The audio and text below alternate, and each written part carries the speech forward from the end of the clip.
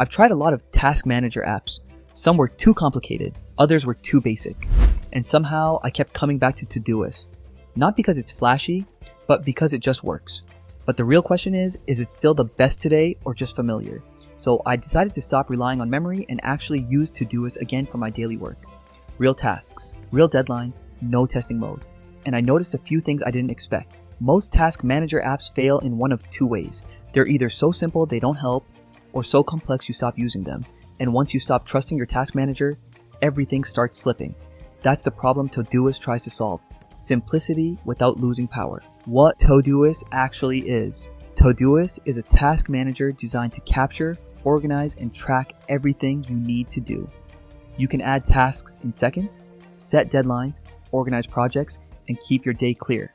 Nothing fancy, just structure, where it starts showing its strength. The real value shows up after a few days. You stop worrying about forgetting things. Your tasks are organized. Your mind feels lighter. That mental clarity is underrated. It's not exciting, but it's effective. Pros: what I liked, fast and simple, easy to trust, doesn't overwhelm you. Cons: what you should know, not as customizable as some newer tools, lacks some advanced automation features, very minimal design. For some people, minimal feels perfect. For others, it feels limiting. So is Todoist still the best task manager?